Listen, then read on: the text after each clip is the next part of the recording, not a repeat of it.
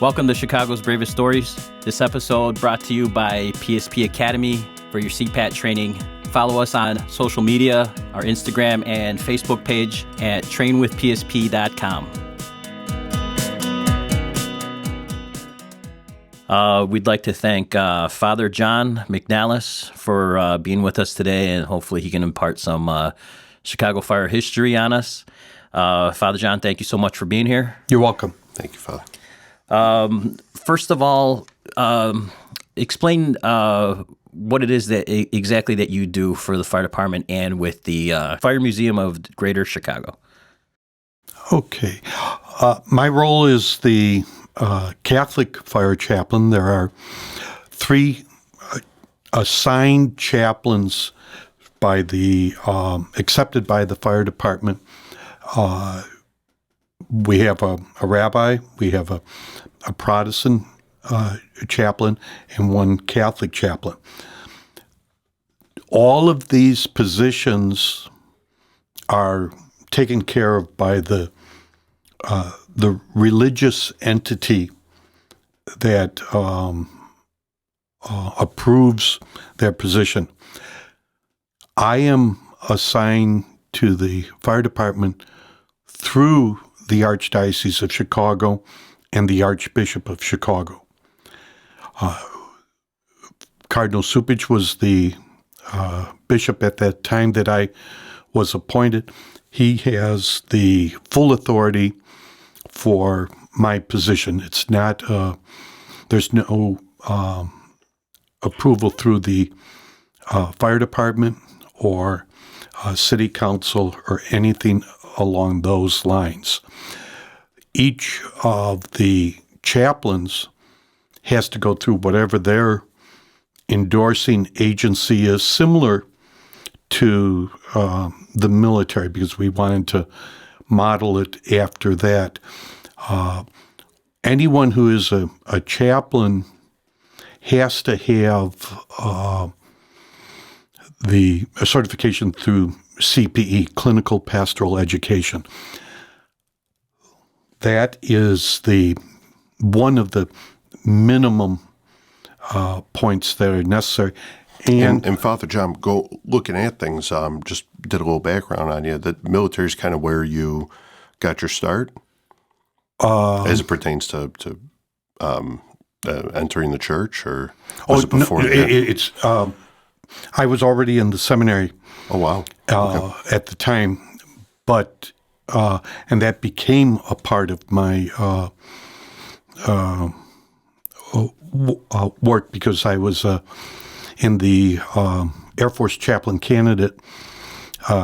So let's pick up. Let's start from there. You received a commission as a 2nd lieutenant? Correct. And in 1973, October of 73. What it goes back to more of an interest when I was in high school at Quigley North, which is gone. Then I went to college at Niles College, which is gone. I think that's the whole process of a lot of institutions in the city. But I did I followed another classmate who did a science project on. I did one on jet propulsion, and he had told me the year before, when I did a project on the honeybee. I had done that in grade school also, and so I just advanced it when I was in high school. But I got interested for jet propulsion, and this one fellow said, you can write to aircraft companies and different military bases, and they send you all sorts of material free. Well, that really became a project that numerous times I was getting more mail at the house than my parents received. And the public relations or Office of Information seemed to have unlimited budgets, and they would send you all sorts of pictures. And at this time, I was building 1/72nd scale model aircraft, and I'd be writing and asking for specific information.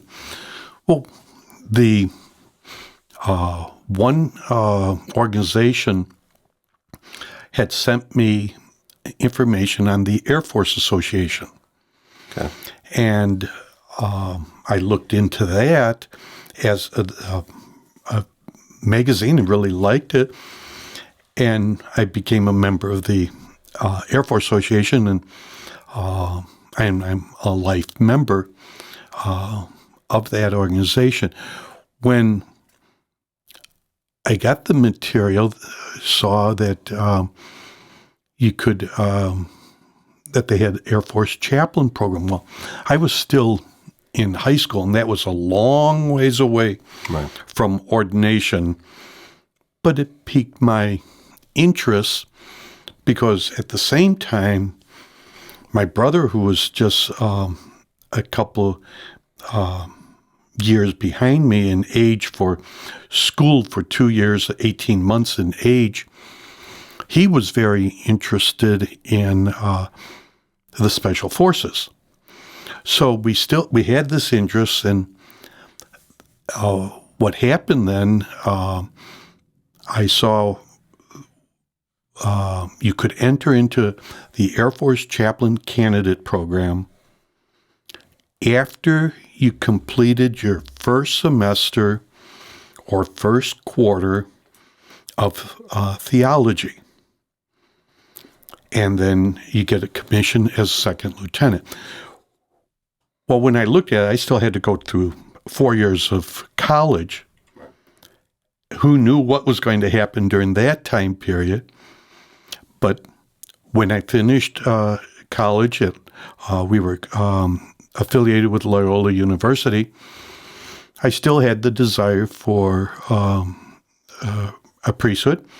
So I went to St. Mary of the Lake Seminary in Mundelein, which is the graduate school, the theology. We already picked up our philosophy requirements through the college level. When I finished the first quarter up at Mundelein, I went to the rector's office and wanted to get into the Air Force. Yeah. And so I had kept that whole interest along that time period. And the following year, the approval was given through the diocese to do it. And so I put in the application. And in October of 1973, I was commissioned a second lieutenant. And that summer would have been 1974, I went to Plattsburgh Air Force Base for 110 days and included a tour at Maxwell Air Force Base, where we had the chaplain candidate course. Had to get a special permission from the Air Force because you could only sign up for roughly, I don't know if it was 60 days or 90 days is the longest tour, but they approved it, and I was able to stay the entire summer. And when I then returned back, the next assignment was the following summer to Lowry Air Force Base in Colorado. And when I was ordained a deacon, before I had to go to sign to a parish, I had a window of 30 days and ended up going down to Hurlburt Field, which is part of Eglin Air Force Base. So I had really an interest. And all this time, I was a second lieutenant, and they were really teasing me at Hurlburt Field because the second lieutenant had gold bars. Usually the chaplains were always captains. So I was, even though when I was ordained a priest, the paperwork hadn't caught up, so I was in as for a very brief time as a second lieutenant. When I was ordained a priest, there was a Servite priest, Father Mike Doyle, who used to teach at the fire academy. He made contact with me and was very helpful and helped secure an assignment or a slot for me out at O'Hare Field with the 928. So was very fortunate at that time because of his guidance and his leadership. He really knew the ropes of how to what you had to do to be Right, navigate through those. through those without a doubt. And you were able to come back home, Yes. right? Oh, yes. At this time, it was just a local assignments. And then after I was ordained 5 years with the diocese, my first assignment was on the south side at St. Gabriel in Canaryville. I went on active duty in the Air Force and spent 3 years on active duty. I was stationed at Scott and Wright-Patterson, and then returned after 3 years active duty and continued my career in the reserves. Retired in 1997, and so I had right around 22 years, 22 and a half years, depending on with the calendar of combined active duty and reserve time in the service. Well, with your commission, is that different than a traditional military commission? Are you commissioned by the Vatican, or is No. it an actual like presidential commission? Like All right. Now, just backtrack. It's a military commission, and the only permission I needed was to be permitted to do it through the archdiocese, and then we had the military ordinariate who approve your assignment. do they have like a religious boot camp that they would send you through? Yes.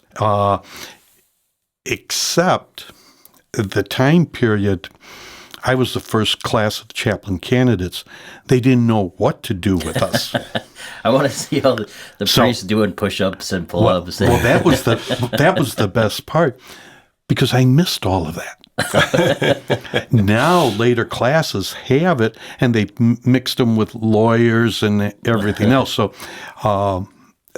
those parts didn't, but I was out running every day and stuff. So we had to run. I can't imagine a drill instructor like yelling at a priest, or like really. But I had no problem with running. So, and because you didn't have any difficulty, and some did, when you do the work, You were at the top of the class. and they just stay away. So it was enjoyable in that sense, and I have a real interest in different in aircraft and the various armament. So this is where you want to be. yes, and I could go and talk to the people, either the officers or enlisted, in their place of work, and I knew what they were talking about. So what was a typical duty for you in the Air Force then? Like what? On active duty or in the reserves? Active duty. Okay, the active duty would be anywhere from 7:30 in the morning to 8 o'clock at the beginning time, and you completed the day around 1600, 4 p.m. And then if you had parish meetings, you were at the chapel for what you would be doing in a parish. Throughout the day, because everyone's away from a lot of their support groups, you would have either people coming in for baptism classes for the Catholic sacraments, coming in for issues with marriage preparation, or problems with So it was just with marriage. your basic services and your basic duties, just with military. with With correct, the backdrop. or with the spouse. So you also had retirees who were at the base. Because we were on a military base, you had to have an ID card to get through security. So you can't just come in off the street Right. without identification. We never asked for identification because The whole place is locked up. they already had it by getting in. So anyone who came and approached us, we would deal with. So you had Just pretty much performing the duties of a priest with the the Army military. base. Correct. Or, I'm sorry, with the Air Force Correct. base background. Yes, and we'd have religious ed. You had You take confession? oh yes, all those times at a daily mass, we'd get together and Father's talking about right now. yes. He's talking about right now. Would you take confession? Forgive me, Father, for I have sinned. Sorry, it gets back. So if you don't mind, you were talking. You had made mention of St. Gabriel's. So that pretty much ended up. You ended up setting up shop there at St. Gabe's, right? I was there for 5 years Okay. as an associate. Okay. The pastor at that time was Carl McNerney. Okay. From 76 to 81. And then after I came back as a pastor in 97 to 07. Okay. So I have had 2 assignments in Canaryville. Yeah, and that was where I was. I guess that was kind of what I was alluding to. Was that so in St. Gabe's? That's where you ended up kind of starting this operation, right? Yes, that was my first assignment. But it also has another link or hook. In 1980, the parish celebrated its 100th anniversary. The parish was founded in 1880, and I had history was my major with concentration in. I had took a lot of U.S. history courses, but in the school, I started teaching Chicago history. And that became, up until really now, when I'm assigned to a parish that doesn't have a school, that's when I stopped teaching Chicago history. But I had the interest with Chicago history, and so I was working on the anniversary book of the for the parish for the 100th anniversary, and I was given a name who I had no idea who he was Ken Little in the alarm office. And he said, "Oh, he knows everything about Chicago history." Give the listeners a little background on Ken Little, because when we started going down this road to get somebody from the Fire Museum down here, that name, everybody knew that name. Well, first of all, Ken Little's son, Steve Little, is 1st Battalion Chief in Battalion 1. Ken had a career on the in the alarm office that revolved around his job and his hobby. So he would get a call asking, reporting a fire. Then he would send out the apparatus for the fire. So, Well, Let's just backtrack a little bit, because when people think of the alarm office, they think about modern day alarm office today, where it's computerized and they, you can find out where, the closest piece of apparatus is, and they press a button, and they get all the companies going from the press of a button. What kind of set the stage of what Ken had to do back in those days, as far as dispatching and how it came in, and kind of give a little history on how like a call actually came in and got dispatched from Ken back in those days?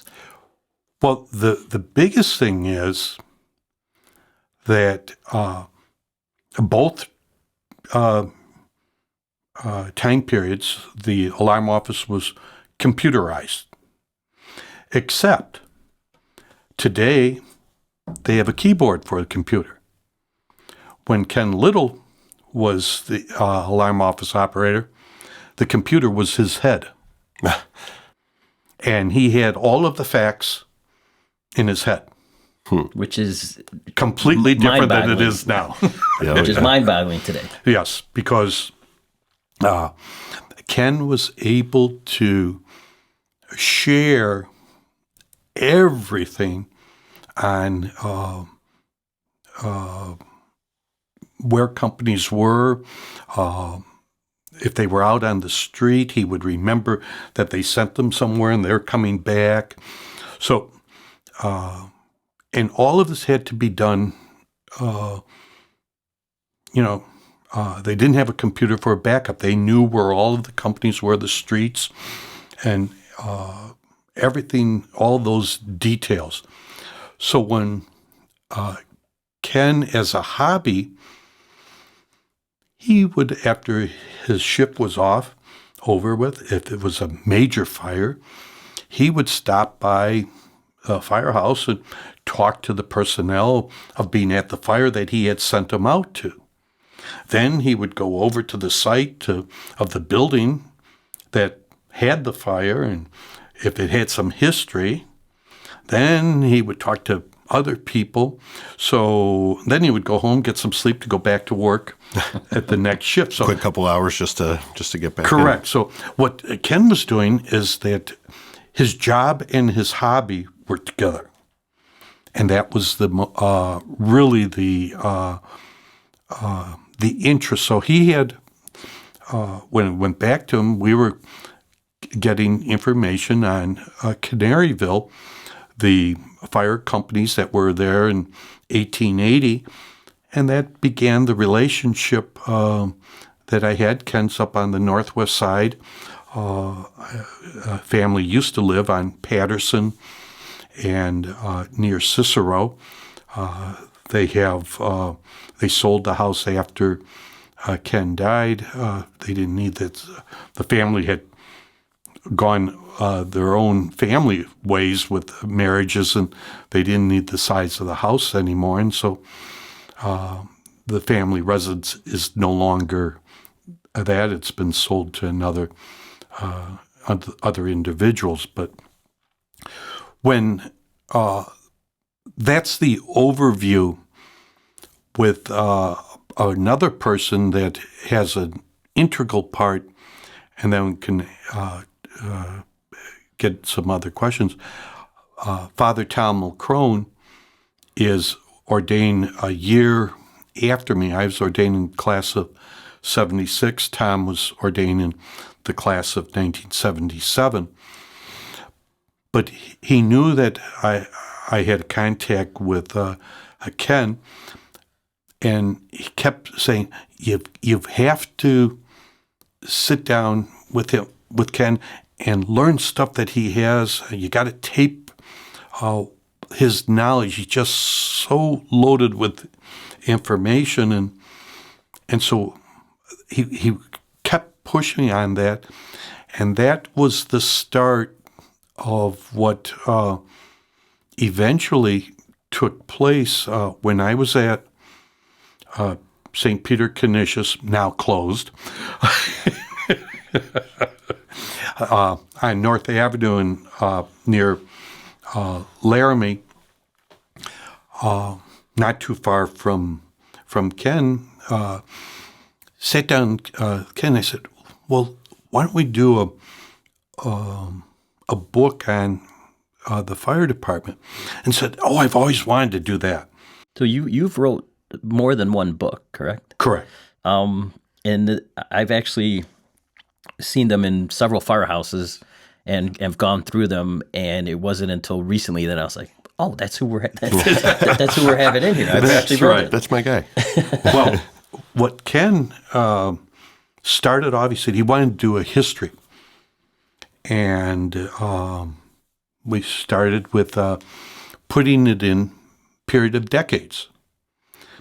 And as I put it on, and now this is in the 90s, before you had the spreadsheets. They were, the computers weren't very before sophisticated. you had Wikipedia and That's right. Google searches. Or even that. Is this there the was book, no internet. Chicago Firehouses? Correct. Okay.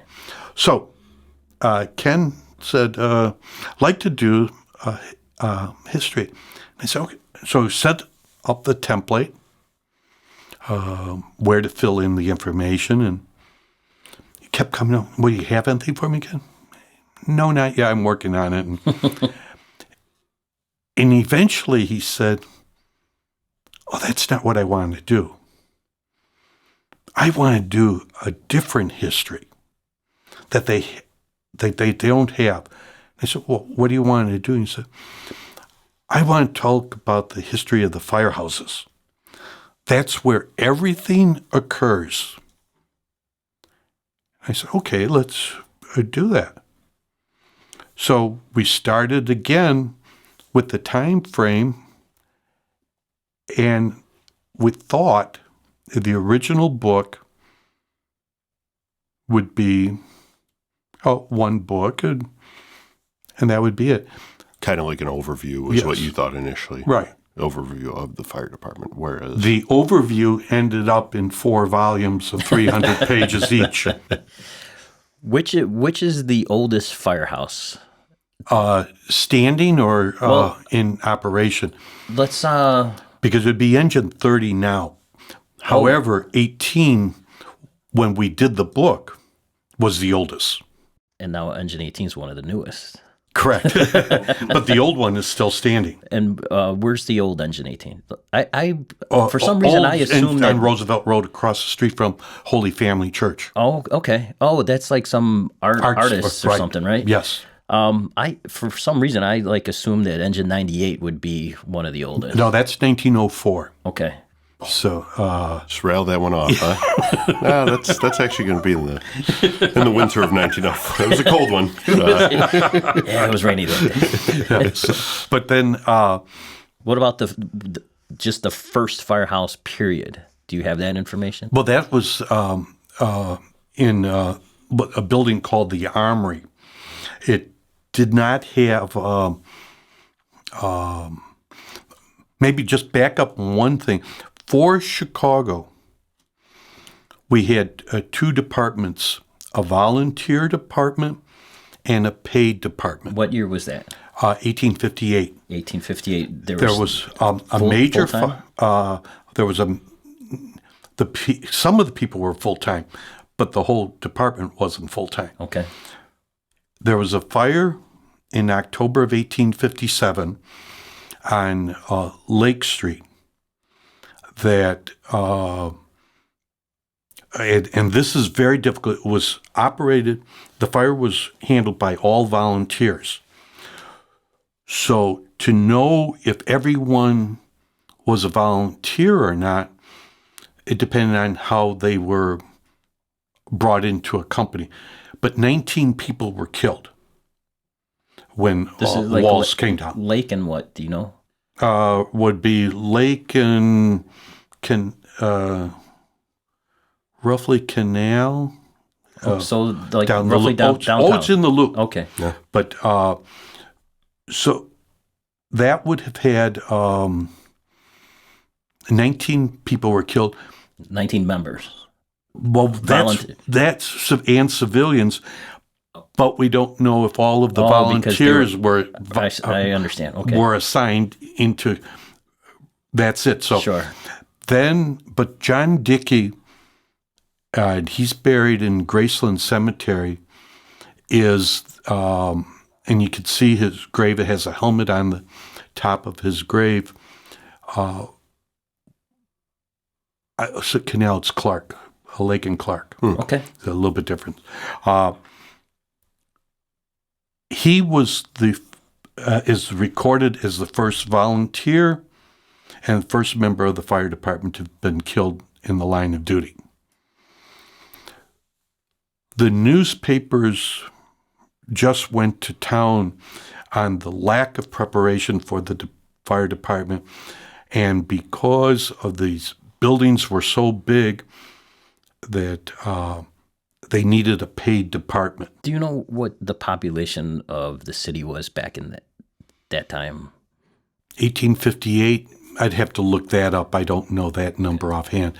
But it was still considered like a big city. No, even by not at that standards? time. No, not at that time. Okay, not until after the Civil War. so it would be like kind of like a smaller suburb then that we would consider today. Well, even the area was small. Yeah, because there really was nothing north of the river. There was some, but it was all open fields at that time period. Everything had developed from the river south and going west. so there wasn't the need for a large department.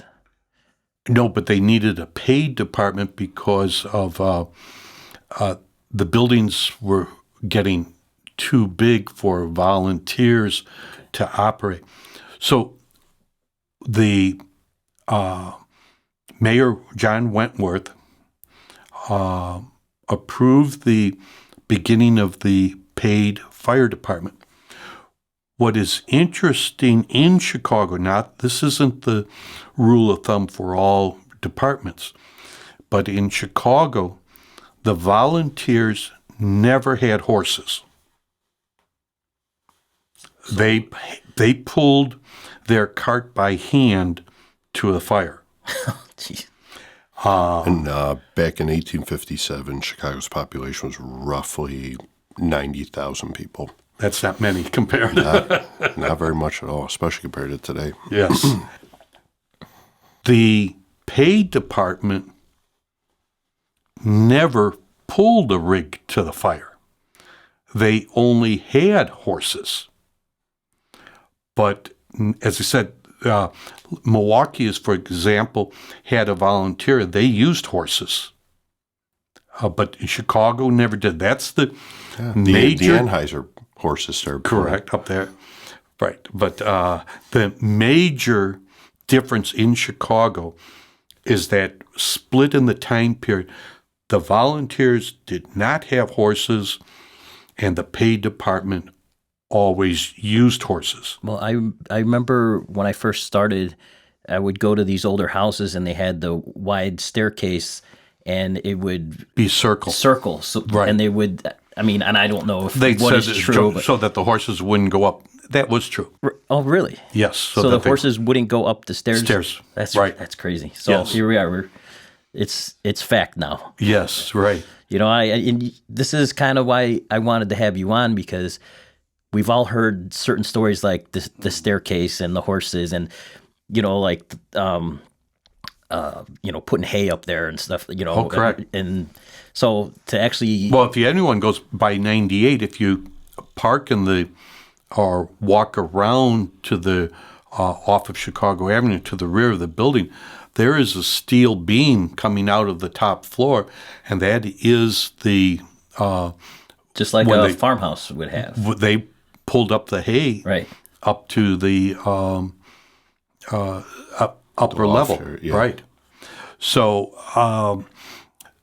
the paid department was only 2 men in 1858, and they were drivers. But in 1858, in the armory, they didn't have a place to store the rigs or the horses. So the first firehouse, they had to, it was their location, but they had to move and bring the horses over. So if they got to run, they had to go grab the horses. And then they realized that that's not going to work, and then they started building a firehouse with the horses. So from what year did we start building firehouses to accommodate horses? From the beginning until now, horses ended in 1923, in February of 23. They stopped building new houses, the early 1910s. That's always the hardest one. What do you call 1910 to 1920? The 20s it's the 20s. Right, the 10s. But is it the 10s? It just doesn't fit. Right. Because they knew that they were making the transition. Chicago was the first large city to be completely motorized, but they didn't have, it took a while. So the houses in the later 1910s had no stables. They knew that this house was going to be motorized. They weren't going to have horses. Is that did we go from horses to steam, or did we go straight from horses to like Gas engines? Right, gas engines. Well, the problem is the steamer. Those were with horses, and then they did. But the steam wasn't propelling the engine. It was more as a pump. Well, except for 3 of them were self-propellers. You know, the one thing, the best rule of thumb, especially in this discussion, is that the fire department is very consistent at being inconsistent. So that's the rule of thumb. So as soon as you say, well, this is the only way, then you say, but there was one other situation. What is interesting, there's a couple of pictures, the self-propeller. There are 3 engines, one 17, and I can't remember where the other engine was put. But they were deemed unsafe because they were too fast.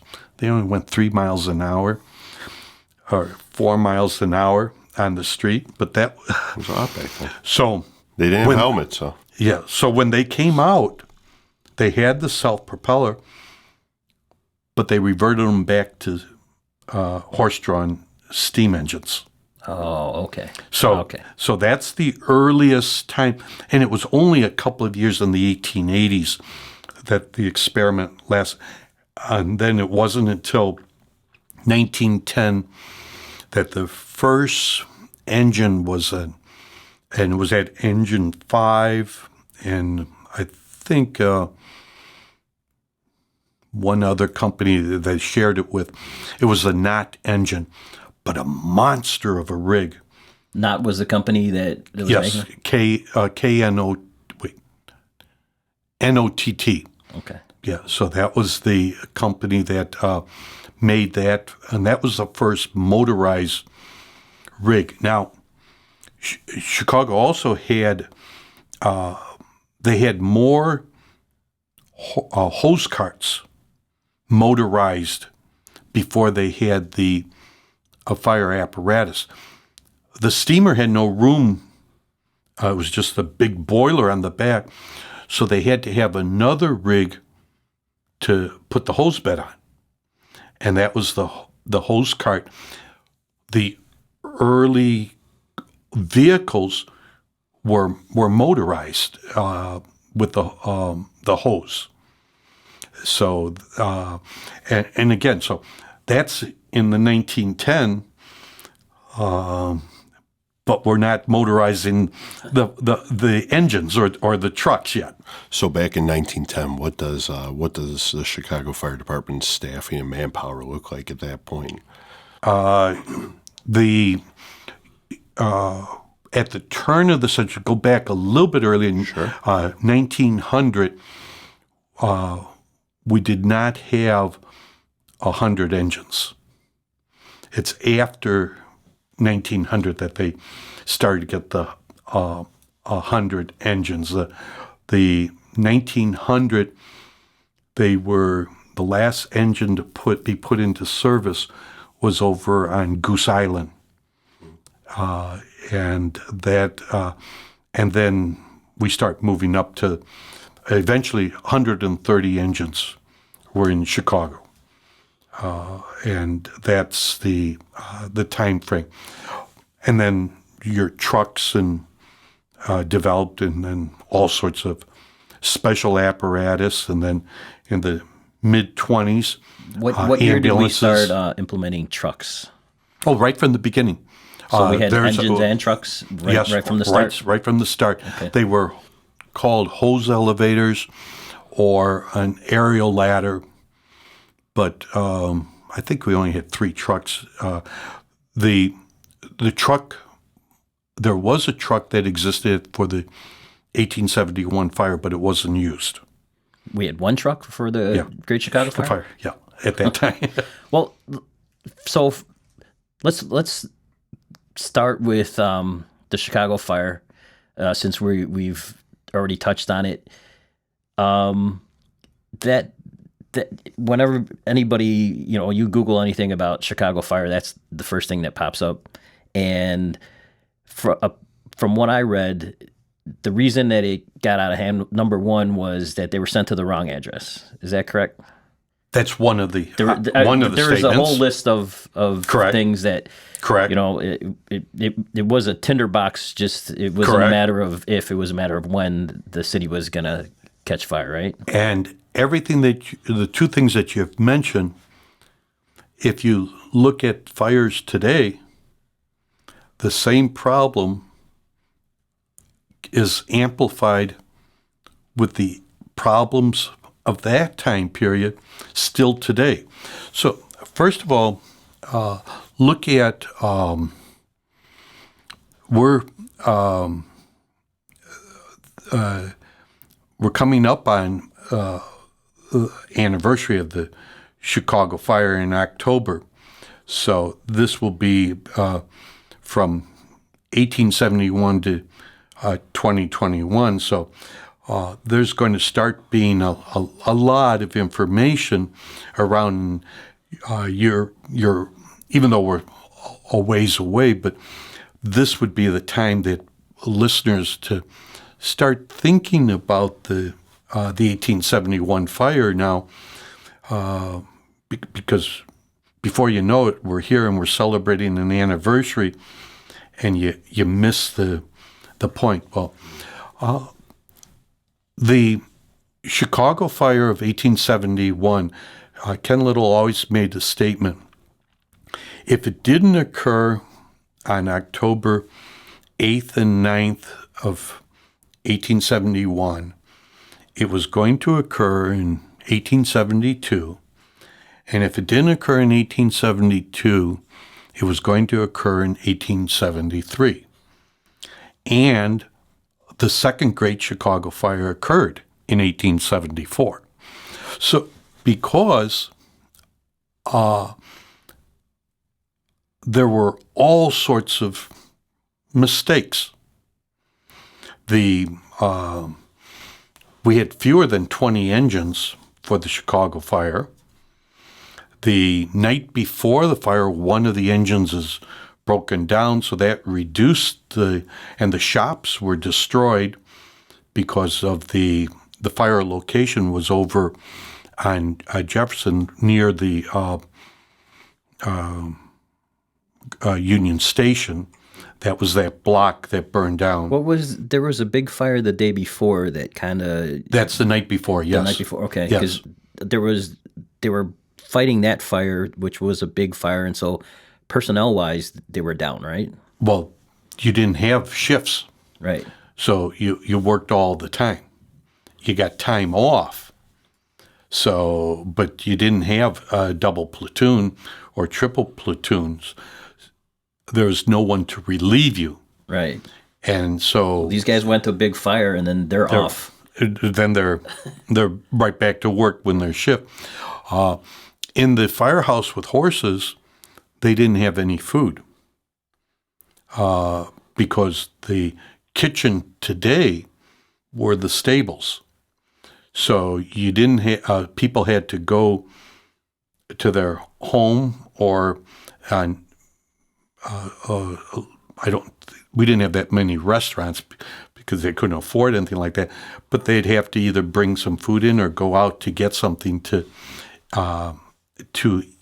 eat, and they would. And that's an amazing tracking meal times, looking in old journals where they were set off for a different time. But the Chicago fire address was keyed in or called in from the watchtower at City Hall. And it was given the wrong address at Canalport and Halstead, not at Jefferson and DeKoven. So that delayed the alarm.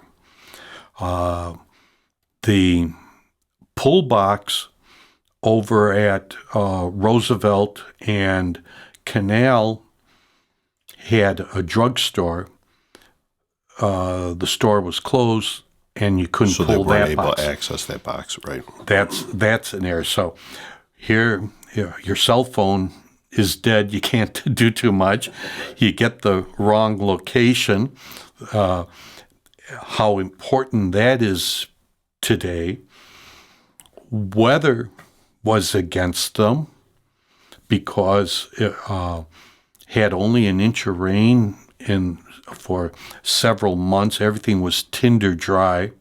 And the winds were blowing, but sidewalks, fences, streets, buildings, they were all wood.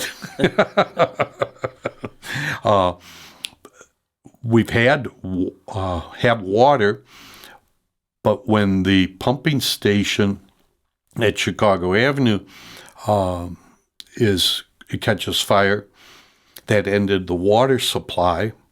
And that's not the pumping station that we traditionally know as like one of the last surviving things of the fire. That sandstone. That is okay, but there's two buildings. There's the water tower and the pumping station. The tower was just a standpipe to keep the surge. That survived the fire, but there was nothing to burn. The pumping station, which had the machinery, that roof burnt down, and it put the pumps out of commission. So then you have your breakdown of equipment and the exhausted personnel. How many of these things impact whether major injuries of a collapsed wall at a fire? Then you have to have a mayday, or you ask for another more companies for support. Breakdown of equipment. You said there was only 3 engines? No, less than 20. Oh, less than 20 at the time of the Chicago fire. At the fire, right? Yes. So there was 3 trucks. Okay. But they didn't have anything else. There's at the time of the Chicago fire, there's no ambulances. You had a hose cart. Not a hose. I don't think there were hose wagons at that. It was a spool with hose. No mutual aid. None. Although they did, they got on telegraph and asked for companies to come, and a lot of the suburbs did send some. What suburbs were around during? Oh, that time? They sent letters up to or a telegraph up to Wisconsin. Really? Yes. During the 1971 anniversary, they listed all of the cities, and but they were just small little farm communities. Right. But if they had a rig, they listed that they came here. So there's if the big guy in the Midwest is at 90,000 people, yeah, what's what are but again, back then building materials were, things weren't burning like gasoline like now. So this thing was going for how long? 2 days. 2 days. Right? Yeah, it started Sunday evening, and it burned till Tuesday. So historically, I mean, it's was known or was believed at the time that the Chicago fire started at 558 West DeKoven. Ooh. Right? Not that number. I'll zing you on that one. Give it to him, Father John.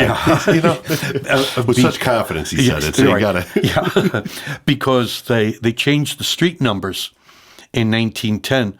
So it's a formality. I'll give it so back the to him. numbers were different. But the spot still The exists. location is correct, And the number is different. So if you were to look up any newspapers, it's not going to have the number, that number. Well, explain to address people doesn't why mean why that address is significant and why I would know that address. Because that's the location of the fire academy. And there's a flame, like a Right. Egan Weiner's the architect, and the pull box is 342, which is the box alarm that was located at Canal Port in Halstead that they pulled for the fire. But it's not at the fire because the fire academy is on the site of where the O'Leary barn is. But that firebox was set at Canal Port and Halstead. So you really have to dig into some history. And after the Chicago fire, box 342 was moved up north onto Chicago Avenue.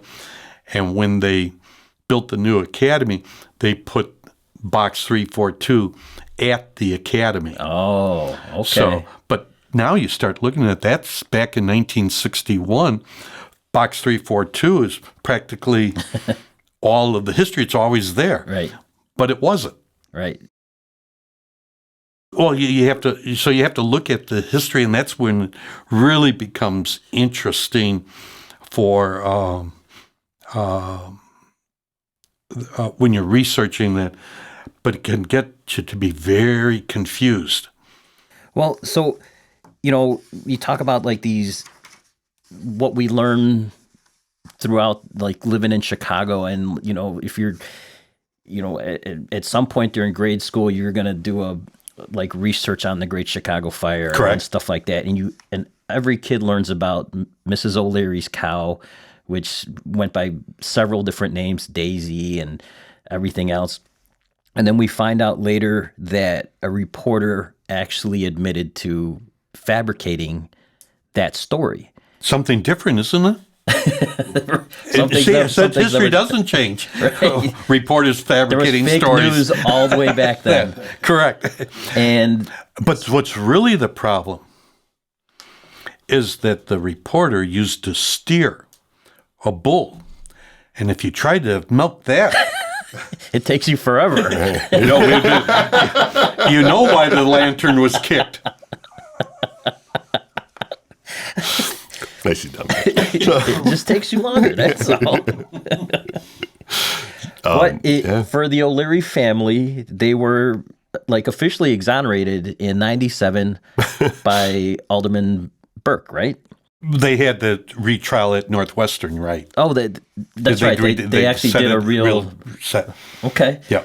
So, one thing that's interesting now, if anyone has the opportunity to get out or find an old video, I don't know if it's been transferred to DVD, but the title of the film is the Old Days of Chicago? And it's a historical film. I think Tyrone Powell is in it.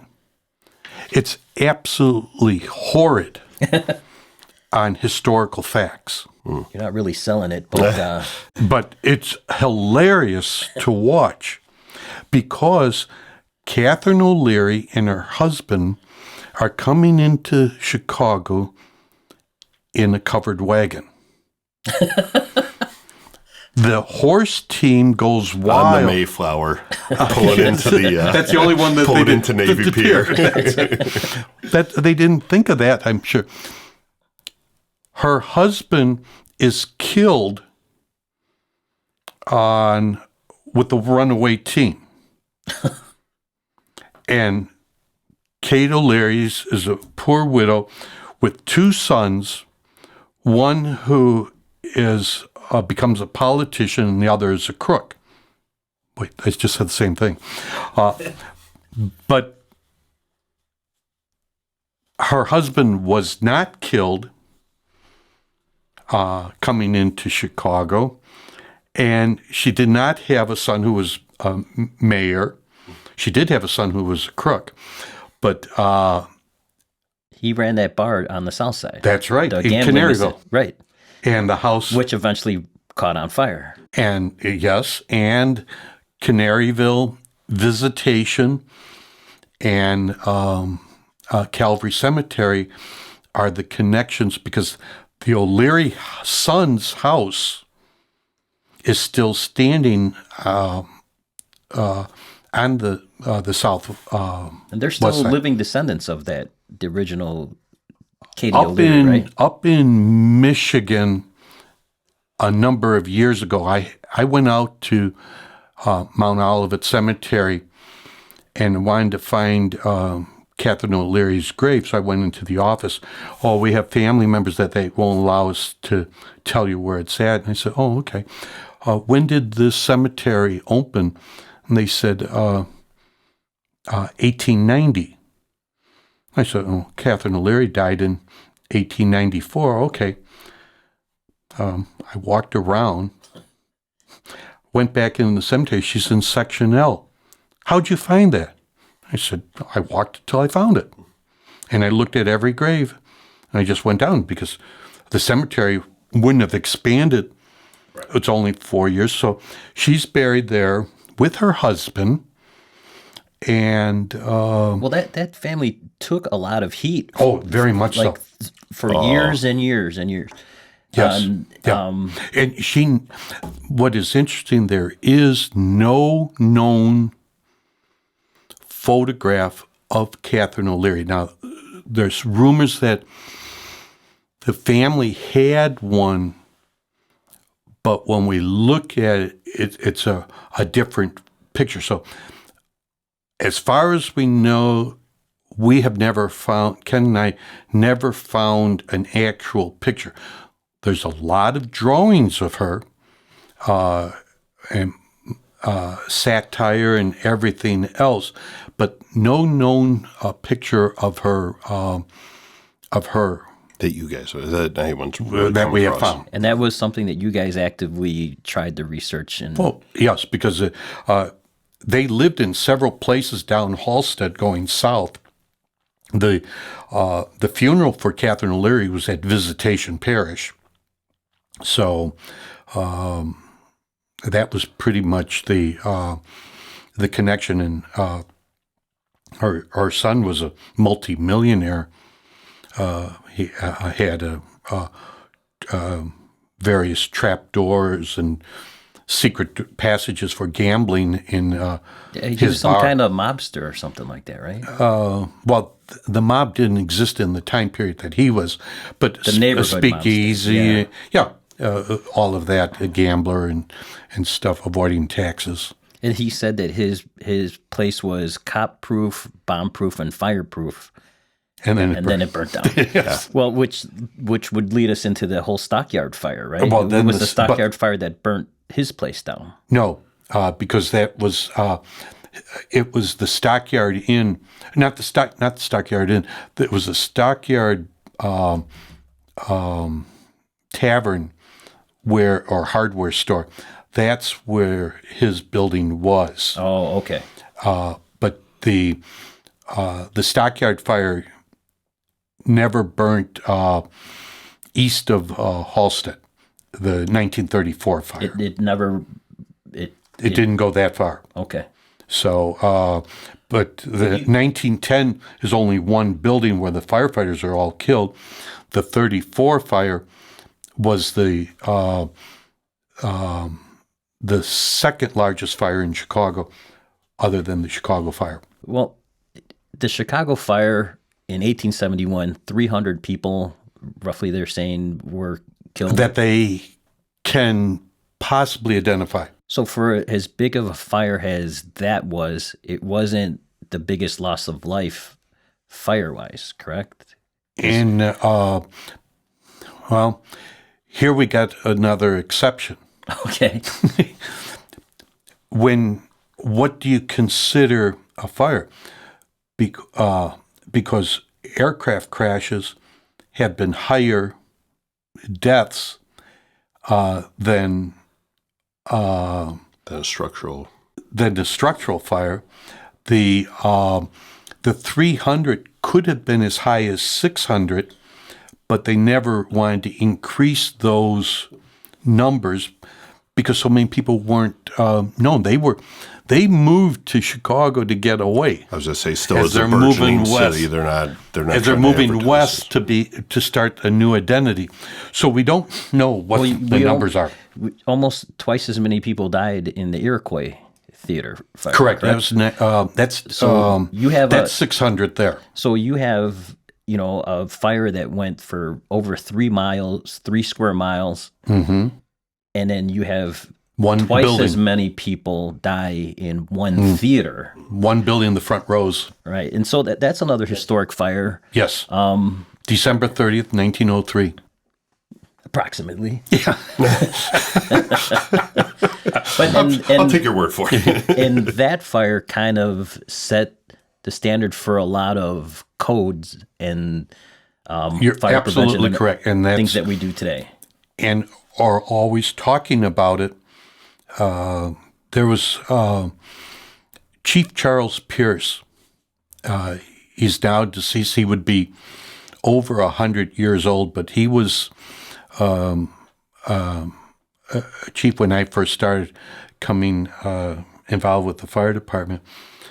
But he told me a couple of things. Whenever he goes into a theater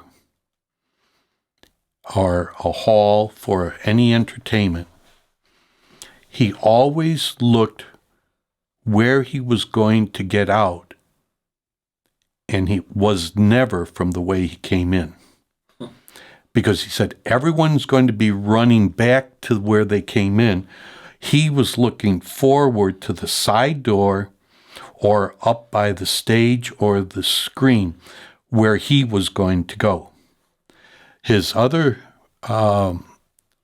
statements that he used to ride the L around, if there was one by his district, and he looked at the weight load on the top of roofs, especially with all of the air conditioners and the equipment that is placed on the roof, and he's figuring out how dangerous is that building for the firefighters after a fire starts. Looking for his target hazards. That's right. And so those were two things that, to this day, you remember that advice. So I look at buildings when I go into the theater. Where am I going to get out? Right. What was the big problem at the Iroquois Theater that, from what I've read, the drapes started on fire and nobody did anything for a long time because they thought it was part of the show? Well, there's the things were lit by candles or lanterns. Correct. There's they had a fire curtain. It was lowered, but it got stuck in the ropes. And so they would have been better off not having even used it. Well, the fire curtain is just a safety that in case of a fire, they would drop it to prevent the fire from spreading. Right. But when it got stuck, it still brought the fire out. So it was just as bad. Right. They should have just left it out. Yes. Doors, the one that you always hear, they opened in and then they chained some of the doors to prevent people from sneaking down to more expensive tickets. Smoke was a killer. You didn't need much of a fire But when you look at, if you view any pictures of the theater fire afterwards, the back seats, they're not burned. It's the front, the balcony and the lower seats. So the smoke got more people than the fire. But it was an inferno, so it didn't take much to have. The other issue is that it was a matinee performance. The majority of people, it was during the Christmas holidays, that I don't know how it compares to what the cost of a ticket, who was able to go to this, to down in the loop to go to a theater show. But a lot of people with the children were the nannies who took the children to the show. Or do you remember what the show was? Mr. Bluebeard with Eddie Foy. Well, because Eddie Foy, I was listening to a podcast a year ago or something like that, and he's credited with saving a lot of people. He did himself, and he was the main actor of that show. And it was a Moonlight Sonata was the musical number. He had his son with him, and he tried to calm the audience. He wasn't a firefighter. He didn't have any hose or, and what's really interesting to see is the equipment that they had, and I've been trying to look for it down at the fire station at Disney World. Engine 71 opened. The park opened in 1971, so that's why it's Engine 71. But they had these fire tubes, and I looked for those that name. Killfire was the one that was used at the Iroquois fire. They were useless. They were baking soda. So what exactly is a fire tube? Like, just like a mosquito sprayer. Yeah, with baking could soda. be. Yes, right. Okay. But it was called Killfire, and you will see some of these in the museums that you look at. But go and think of how are you going to put that fire out? You'd be lucky to put out a waste paper basket. And you guys have been trying to get your hands on one of those for the museum? Oh, yeah, anytime. So if anybody out there has a Killfire in their garage or something, please contact Father John. But see, those are the things that you want to look at, and you see the evolution. Right, and how something that doesn't work.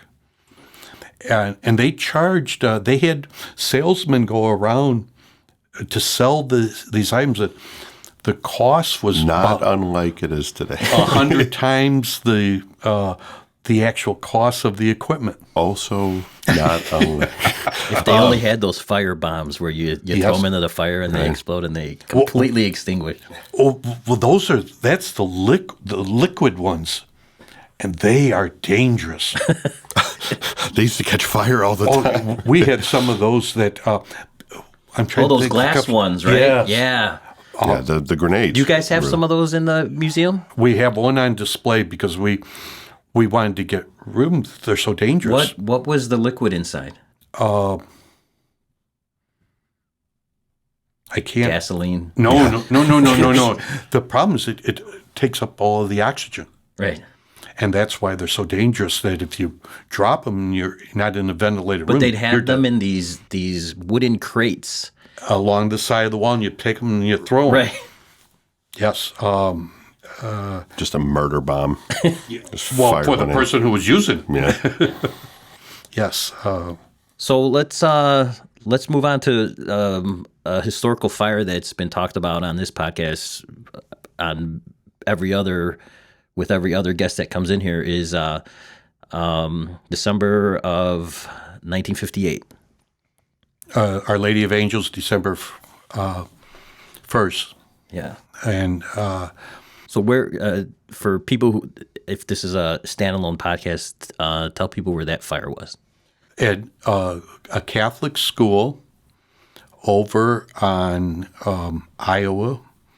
It is in 1958.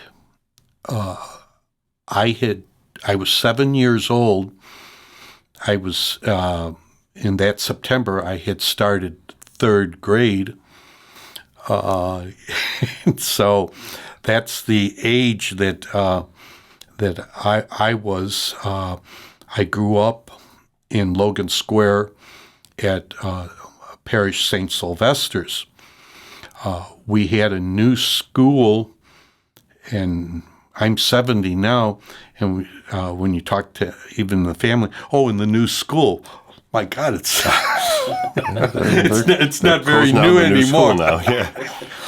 Did any interesting in your role as a historian? Any interesting things that you found from that particular fire? Well, it's more of the interest that I have had. I'm trying to get a list of all the firefighters who were at that fire. How much have you gotten? About 90%. Okay. The one problem is that none of the journals have been discovered from that fire. There was. Do you think that's on purpose? They collected them, and then they didn't return them. Now, if the journals were collected at the time of the Blue Ribbon Commission, they could be in storage with the legal department, but I'm thinking of Raiders of the Lost Ark. Right. That last scene. Right. Yeah, and in that regard, do you guys have any, sounds bad, but artifacts, I guess, from that fire? Do you guys have any? Yes, we do. Objects, And they're very, really very meaningful and very significant. One is a painting of Jesus that was in the classroom that was given to the museum from a person who had received it for helping in the school. And it was in the actual classroom. The sister of one of the children that died, she was moving to Arizona, reached retirement, and she wanted the museum to have her sister's purse. The young girl was sick on the Monday morning. She didn't go to school. She was feeling better in the afternoon, went to school, and she's killed that afternoon. She was one of the 3 nuns killed? No, little girl. Oh, the little girl. And she didn't go to church on Sunday or got sick, and she had the purse and the little children's envelope was in the purse. The family gave us that, and we put it in a display case, and that's on display. We have a lot of photographs of the fire, and one thing I'm trying to recreate is where the companies were located. On the scene? On the scene, and the personnel, because there's not too many people we can still go back to talk to. I think there's might be less than 10 who are still alive. And of the members that responded to that, to that fire, right? What company was the first company to that fire? 85. So they came down from Huron. And they received the wrong address. And that's how critical, when you're talking about the Chicago fire, is that the address was correct, but not for the type of fire they had. When the fire department received the call, it was the rectory. If the person who was giving the information had said the school is on fire, you would have had a higher alarm sounded right before the first company got there. And here's what the delay is, that you don't get this extra material equipment on the way until the first company is there. And that's delay just a couple of minutes, but that's all they needed. Right. And if they had had said that the school was on fire, you would have had 4 engines moving. When 85 gets there, they have to ask for a box, and that delays the response. And so how critical, if someone ever has to call into for a fire, let them know what you have. At the same time, you don't want to say an auto fire unless it's in a garage that is multiple stories. You don't need 4 engines. So it's important for them to give accurate information and the structure of a building. And that was one of the, I think that's the most critical early situation for the fire, because that fire also started a different way that we do codes and stuff like that as well, isn't there?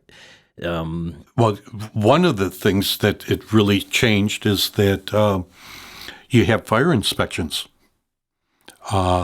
We have fire drills once a month. That didn't exist. And the pull boxes in the parochial schools were not connected to the city. They were an internal alarm that just rang, but the information didn't go to the city. Right after that fire, all pull stations in any school rang to the alarm office, and they designated box numbers for schools. And today you get, they test, if you're listening to the radio, we're at such and such school, we're pulling box so-and-so. Mm-hmm. Okay, go ahead. We got 4 good rounds.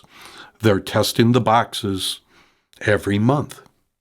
So, and that was one of the biggest changes after that,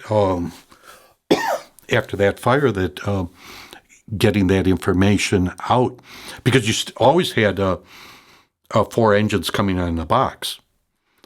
But if you don't have the box pulled, you've got 1 or 2. And that was it. All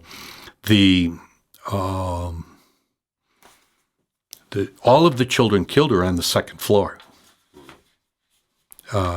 No one, and there's 2 buildings. The south building, there are no deaths. One chief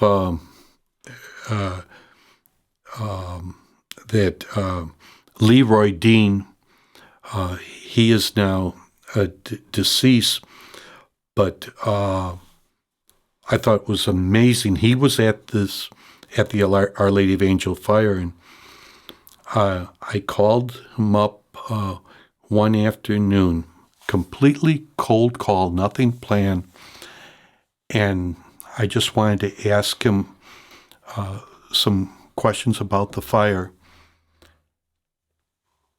And he went through where he broke down the wall into the classroom. The doors weren't available to get through. He went through all of the details, and this is 30 years later. They never forget that fire. Oh, I gotta imagine.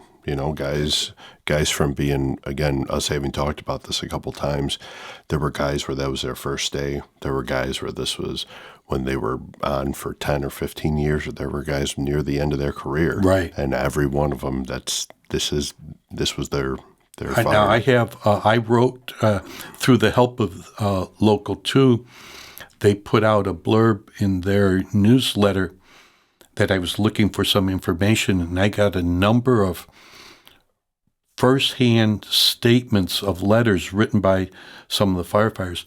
We have those in the OLA collection. Wow. Because that is primary history that is we're never going to get because of the first loss. Official statements from, like, when they went back, they were told to write statements of the fire? No, this is just on my gathering them well after the fire. There's one problem with what they have in the journals. Now, the guys are all at the fire for several hours. When they get relieved and they come back, it was common that they put, here they're at the fire, 90 children are killed, 89, and they just put GTW, General Truck Work. They didn't put anything else. We're at this fire, and so the journals don't have a lot of information because they didn't know how to write it. What could they write? So horrific. So and at the time too, it wasn't. I'm sure for multiple reasons, but I'm sure a lot of them wanted to forget about it. Definitely. I'm sure a lot. There weren't hot coffee lawsuits back then either, but there wasn't necessarily like a need to document. I think a lot of these. Well, they didn't have, but the one fireman made a statement that was reprinted in a book that anyone who was not there wished they were at this fire, and anyone who was there didn't want to be. So that's the big comment of the difference with the attitude. There's can be a lot of practical jokes and teasing at a fire, but one thing that I've learned from being at the fires as Father Tom's assistant and his time as a chaplain myself, there's never any joking about children. And here you have a school filled with that, not one or two. And that's just one thing. An adult, well, at least they've lived part of their life. Children, they haven't. And there just is no joking.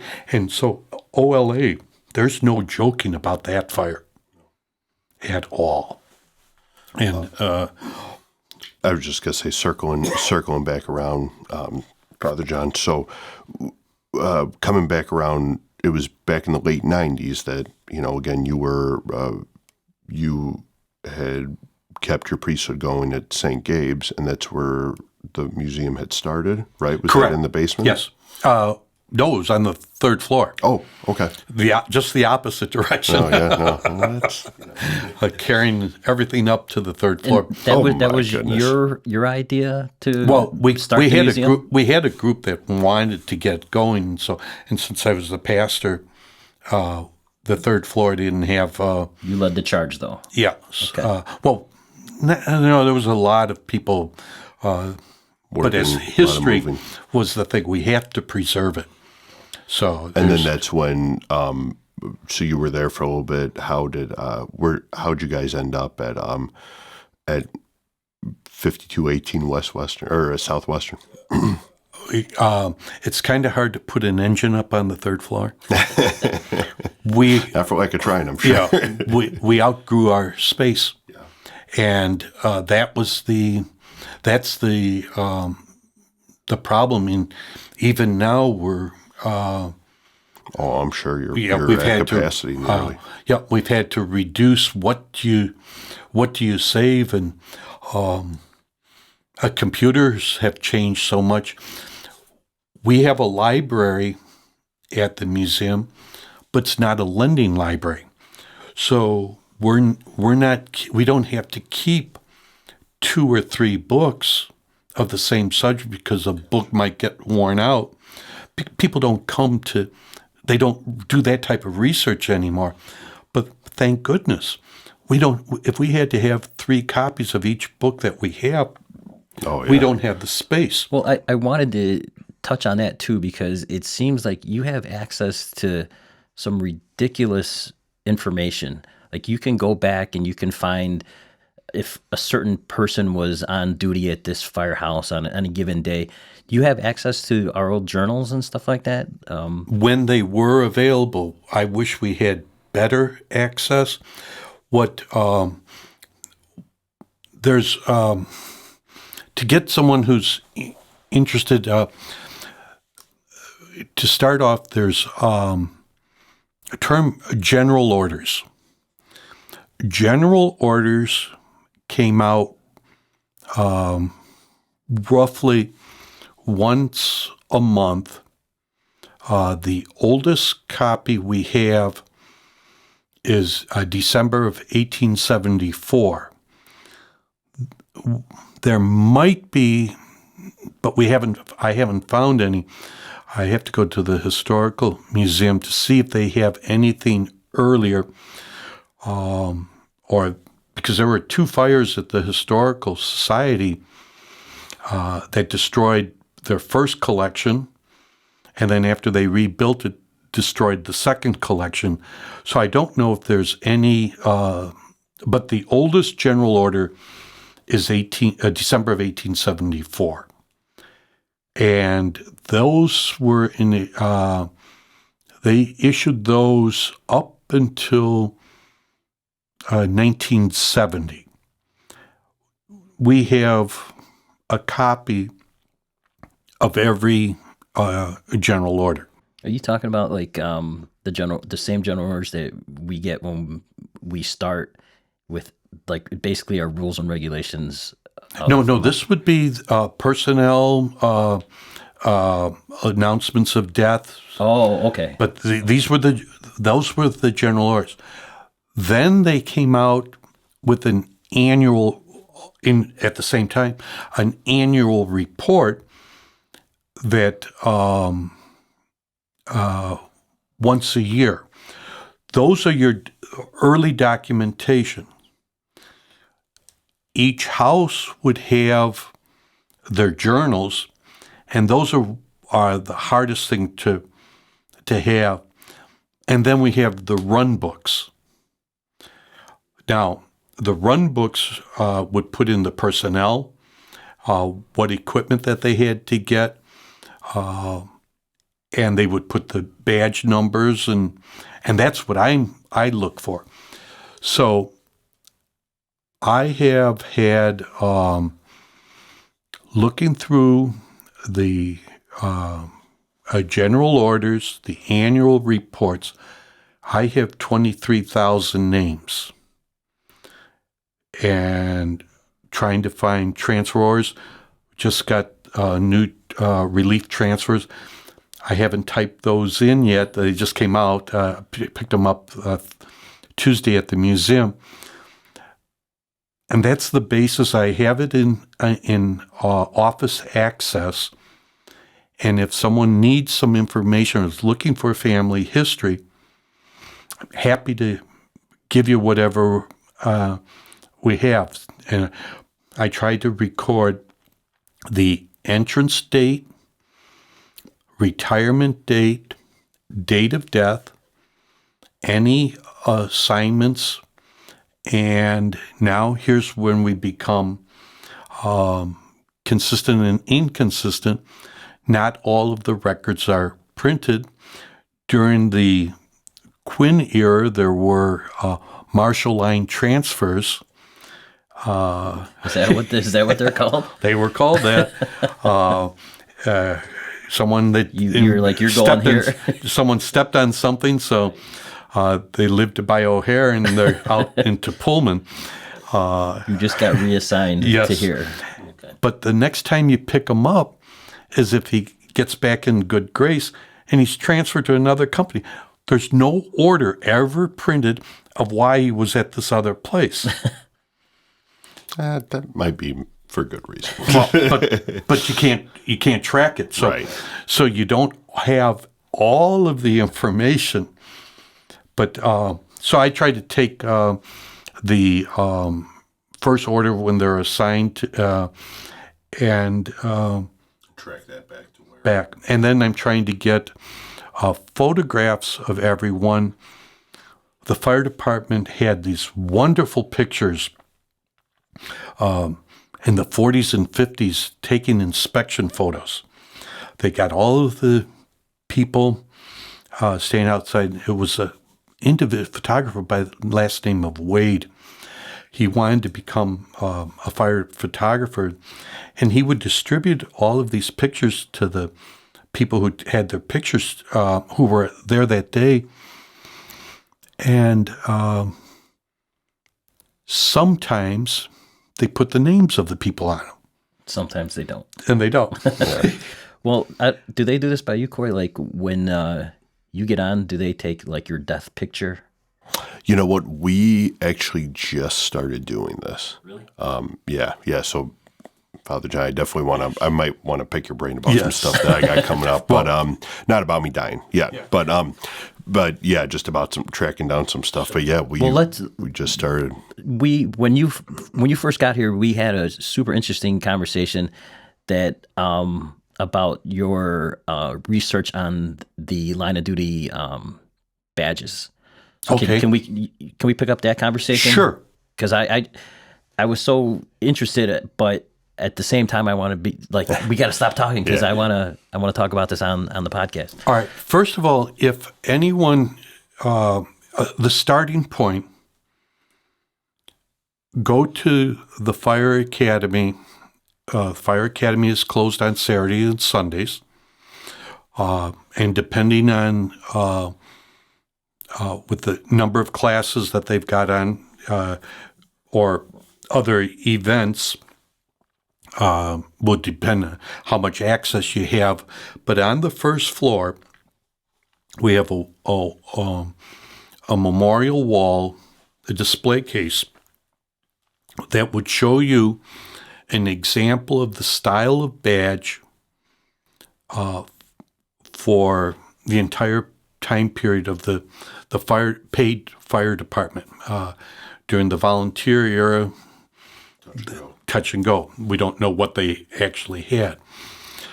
But we have a sample because unfortunately someone has been killed with every type of badge over that time period. So we know what they were wearing. It's a big case. Yeah. There's a lot of badges in there. That's right. 568 right now. And these badges represent? It's individuals basically a replica of your actual badge. Right. But they represent at the Quinn Every line each of- member every that line of was duty, killed in the line That of duty. badge goes in that. display Now, case. there is some problem with that now today because over the years, what was not a line of duty death is now a line of duty death. And so it's really difficult you don't want to be rewriting history. Right. But it was definitely a moving target. That's correct. But the other problem is that in the 30s during the Depression or the 20s, there was no money for a line of duty like it is now. It was, did they put it in the order? And if a person had a heart attack in quarters, well, they just put, is that a line of duty death? Maybe. Right. Maybe not. It was up to the commissioner. Yeah, I would imagine it depends on the administration at that time. Some are, some aren't. So there's no consistency of who, but it's gotten better now because of all of the things that kick in with starting with the funeral arrangements. Someone has to make a decision early, and the fire commissioner makes that decision. One of the biggest problems is that for when we're going back into history, that once a person dies, he or she is technically not under the control of the fire commissioner. The fire commissioner is only in charge when the person is a member of the department. And when they're deceased, they're no longer a member, and that moves to a different category. So that's the difficulty we have when we go back in time. You're trying to find the badge numbers going back to the beginning. You want to try to attribute every badge to a badge number and a member. Correct. And that's kind of your mission right now, is what you're trying to accomplish, right? Yes. There are two style badges that had numbers, individual numbers. A badge in the 1870s, 1880s, and 1890s, the best way to describe them, they were company badges. A particular company would have 10 badges, and they would have a number 1, 2, 3, up to 10. The captain would receive badge number 1, or the foreman. The assistant foreman or lieutenant would receive badge number 2. When that individual left that particular company, they passed that badge on to the next? Well, that got returned to the company, and if he became a captain at another house, he would go to that house and they would give him badge number 1 from their house. Now, in 1904, this is the start of the individual numbers, and the style of the badge is called the round badge. That's the ones that I'm beginning my research on. Is that the ones that our union logo looks like? Similar, with a helmet on the top, yes. Then the rectangular badge or square badge is the current style. There have been minor variations with that. That also has the number. Those are as an individual number. The difference between the police star and the fire department badge, you, as a police officer in Chicago, you don't go anywhere without your star. Fire department, you're not allowed to carry your badge. And it's to be on your dress uniform, and that's it. You use your ID card or your file number. So a lot of people, they've never used their badge number, and it's not that some don't even know what there is, what it was. So I'm trying to find the badge number as an individual, and they're just not all written down. So it's Sure, it's playing fast. it's a little bit slow, and then trying to get a photograph with Corresponding everyone. to that. Oh, wow. And so you were saying that we started using. I forgot what you were saying earlier. We started the badges that are at the fire academy following the Hubbard Street fire Yes. of January 1961. That's when they started to maintain a record of the badges and started to take your death picture. Don't smile; it's your death photo. That was always the joke at the academy with them. And there's the one picture that looks better than the fire department death picture is your driver's license. So you know what quality we're at with these pictures. So the fire department photo lab. 58, 59 is when it had its start. So we're very early in taking pictures. And that's what our basis. So they did a pretty good job with what they had, because they did take pictures of the drill school, but they didn't put their names. And so we miss a lot of, so unless someone wrote them down, it's hard. So a lot of detective work. it is a lot of detective work. This 2 months ago, we just had I was sick in February. A month ago, a Gold Badge member wrote to let Eileen Coglanese know that the president of the Gold Badge, that their mother had died. The line of duty death was a firefighter at Engine 98. He died, had a heart attack in quarters in 1955. We didn't have a picture. They sent me one.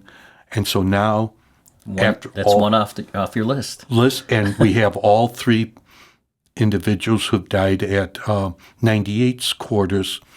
We have their photos. So it's here we're 2020, and we're just getting a picture from 1955. So it's it takes some detective work, but it's well worthwhile when we get this. Well, I think it's amazing that you've kind of taken on this task, and I think it's safe to say that I can speak on behalf of all the other members. But thank you for doing this. Thank you for trying to preserve this history, and kind of especially with these line of duty, you tracking back the numbers and the pictures and stuff like that. It means a lot. And also what the incident. But the most important part is that if a person has that family member, you can always look at our material that we have. None of this information do we keep and don't share. Right. That was a number of people in the fire collections don't share anything that they have. Well, I'm in the other group because of the upbringing I had working with these people. At the museum, we have people who share anything that they have. Well, why don't you tell the listeners about the museum, where it is, when they can come down, and how to get by, and let's shed a little more light on the museum. So that the fire museum is in the old quarters of Engine 123. the 5200 block of Southwestern Avenue. We're on the west side of the park, and a little building. Very limited open hours because we're the same crew that's doing the work is keeping it open. But the museum is open on the fourth Saturday of the month, and we have work days that it's available if someone calls one of the members and you need to do some research, we make the time available. But we only have one day a month, and that's really hard to do any work. You need a lot more peace and quiet than that. But so your next open day is March 28th, right? Correct, yes. From 10 a.m. to 2 p.m. p.m., right. Okay. So if anybody wants to, welcome. Come down and you have that historic engine. What year is that engine from? 1928 Aaron's Fox. What is interesting, that engine was at the Hubbard Street fire. The Hubbard Street fire was the last fire it went to, and 9 men are killed. So you look at that engine, and we have a picture of it pumping underneath the viaduct for the Hubbard Street fire. We have Squad 10 that Ken Little and Howard Brenner restored, and there was a member on that squad who was killed at a fire. So 2 of the rigs we have were involved in fires where there were fatalities. So, you start looking at that. This isn't just a fire engine, but it has some really significance because we have the picture of the firefighter who was killed, and so it means something different. We also have a statue of Christopher Columbus that was given to the fire department following the Columbian Exposition fire of the cold storage building. It was to honor the firemen who were killed, and that statue is in the museum, and we have the history of that connection for those line of duty deaths. So there's what in your opinion, what's the coolest thing you have in that museum? Well, the most expensive item is the 1928 Aaron's Fox. However, historically, is there one piece that's in there that you're like? Well, a simple thing. We've acquired a letter from John Wentworth with his signature, the mayor who started the fire department. Oh, wow. So that would be significant. Well, what was the letter about?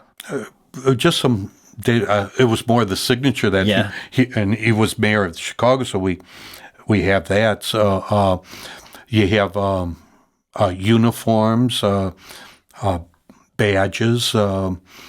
The one difference that with the Chicago Fire Museum.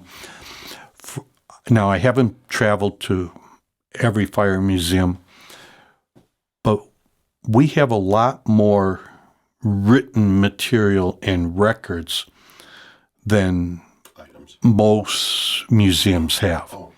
We have, so we've spent this initial group has, and we have to start looking at another generation of custodians always with it, and it's hard. But we put together to save the general orders, the journals, the periodicals, because that's one do research. Most museums have things that you can look at the display, and then when you're finished, but you can't do any research. We have a lot of the photographs of extra alarm fires, and because that's what people who collected this stuff made sure that was preserved. There's 10,000 pictures out there, but if we don't know where that fire was, that's right. That's really you can't tell what is it. And you guys have a social media. You guys have a Facebook page. We have a web page. Okay. And they can go and look at some of the pictures on your webpage. All you have to do is search Fire Museum of Greater Chicago. Yeah, So I don't search it too much. I've got one of the things where I've got it up here where I'm looking at it, or someone will come and. So there's one question that I've been asking ever since I got to this city, particularly, and I've asked like hundreds of people about some terminology that we use in the city and elsewhere.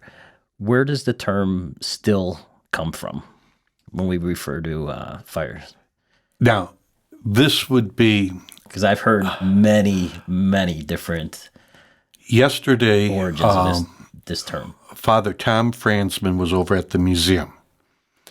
Father Tom Franzman restored Truck 53, and if anyone has the model of the fire replica, they put that one out. And Tom had it on display at the muster. Beautiful rig that he's just spent hours in.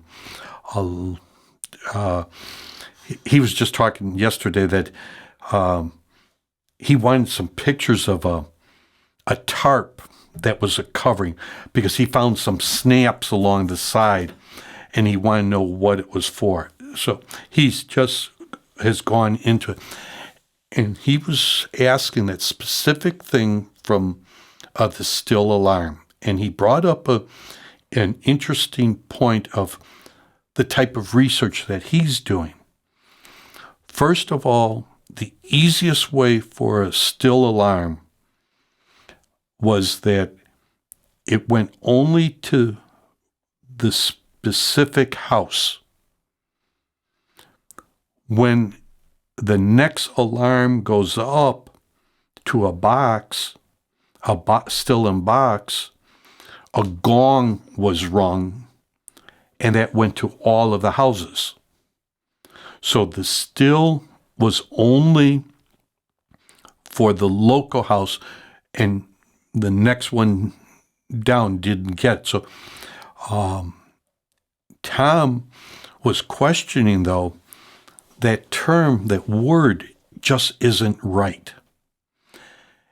And the research that he wants to do, and he's got some leads, he believes that it was in the military history of the British, that on their warships, they had a term that if there was a problem, if it was a horn or a bell was rung, it was called a still. Stand still and determine what you're going to do. And so the still alarm, it was just for a matter of a few seconds. Gather your thoughts. What are you going to do instead of running around with the chicken, with the head cut off?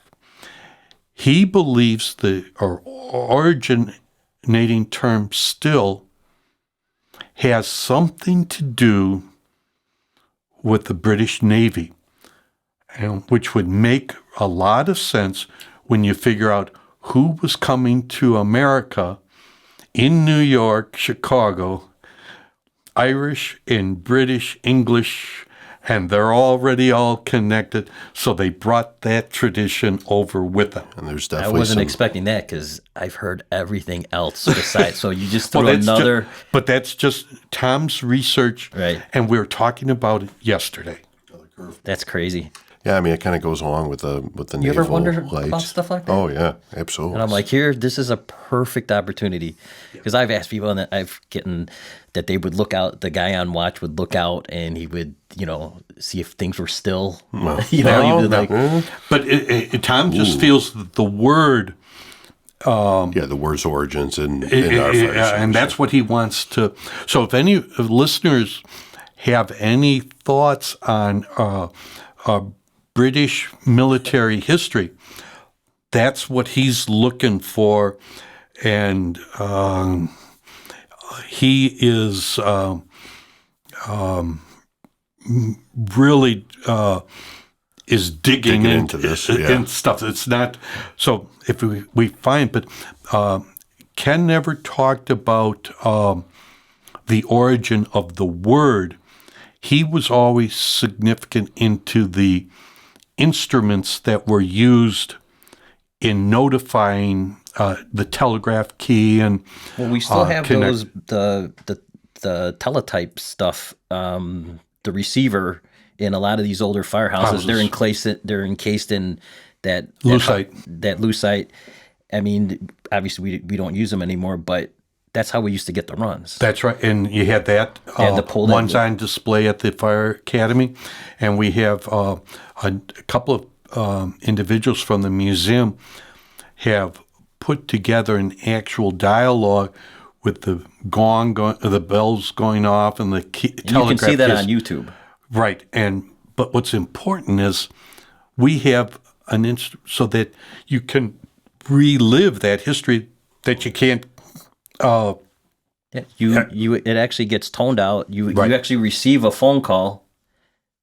On a tape. It's all on tape. Yeah. But then you see it actually going through to the point where they dispatch the company. So you're getting from the start of the phone call, and then it comes through this like mock dispatch center that they've basically just cut out of the OAMC and put there. It was a portable display that they brought with them to fire prevention gatherings at McCormick Place. And what is interesting is that the fire department had this, and one of the previous commissioners wanted it thrown away. Come on. And we had... it's one of the coolest things ever. An individual who gave me a phone call and said, "Can you bring your van here?" So it didn't the old back alley. So it was being thrown away. Yeah. Come on. And so it didn't get disposed of, but put into the museum. But they wanted to throw it away. I can't remember what you can search, but it's on YouTube, and you see the whole thing. It's like they press a button and it goes through this whole thing. And it's an actual response. And that was we'll have to throw that on the Facebook page. Yeah, find it. Yeah, this was a call.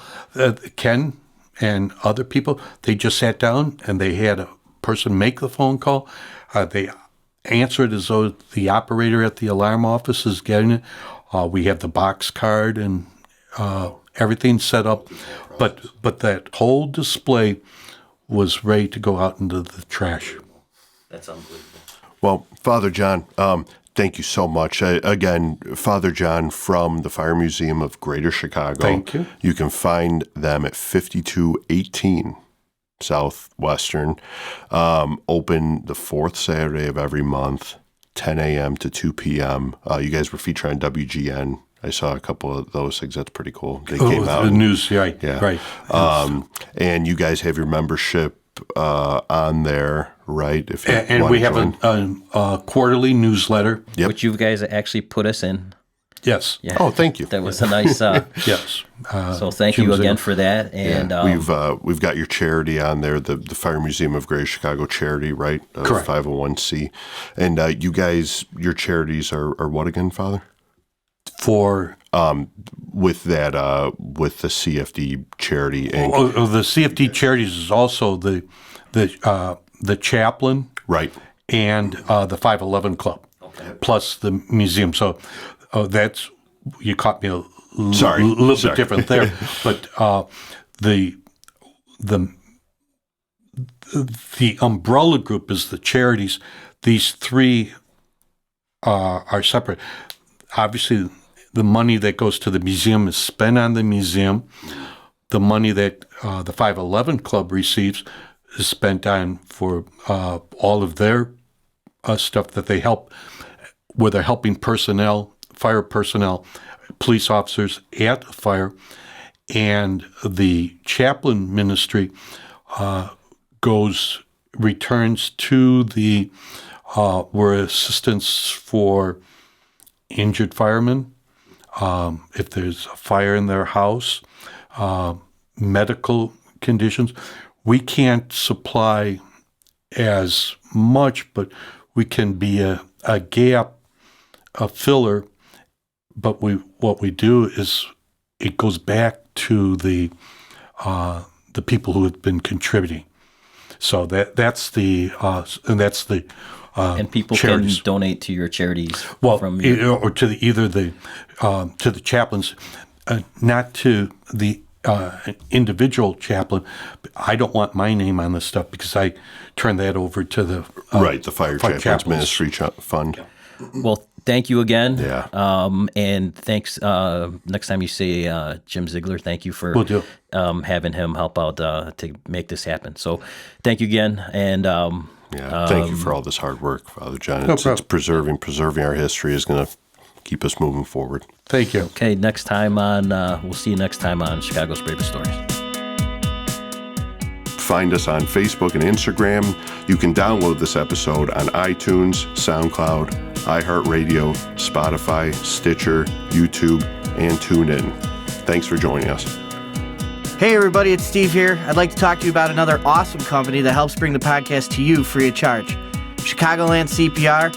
It's a first responder owned and operated CPR company. As a first responder myself, I can't express to you enough how important CPR training is for everybody in the community. They offer real customizable world-class education for all their clients. They have a combined 30 plus years of field experience as fire service and EMS educators throughout the Chicagoland area.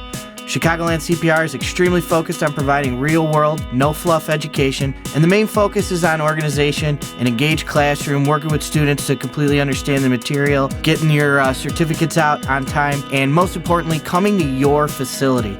They offer a wide variety of American Heart Association classes, CPR, First Aid, AED, ACLS, PALS, and a full complement of StarGuard Elite, Lifeguard, and aquatic safety classes. Our clients include nursing homes, hospitals, long-term care facilities, fire departments, schools, park districts, coaching staff, and many other groups throughout the communities. If you're interested in hosting a class at your facility for your employees, or you have any questions about services and pricing, contact Chicagoland CPR. You can find them on Facebook, Instagram, LinkedIn, the World Wide Web. I can't express to you, again, how important CPR and first aid training is. They want to hear from you soon. Give them a call, find them. Let's set you up a class to help save some lives. Also sponsored by Chicagoland Event Medical Services, we are a first responder, owned and operated first aid and emergency medical service provider. Our mission is to protect the lives and well-being of event patrons all over the state of Illinois by providing professional and experienced career EMS practitioners in an event setting. Our services are completely customizable to the needs of our customers. Our business was born out of a necessity to provide competent health care providers to both large and small events. We do this by bringing firefighters, paramedics, EMTs, nurses, lifeguards, first aid tents. We also customize your own site safety and emergency response plan, and that information will always be available to your staff. We pride ourselves on providing the best patient care possible to your events. Hey guys, if you're a first responder or you know a first responder that has a story to tell, we'd love to hear it. Please reach out to us at Chicago's Bravest Stories on Facebook or Instagram. We'd also like to thank the Missing Chums for their musical contribution to the podcast with the song Yes You May.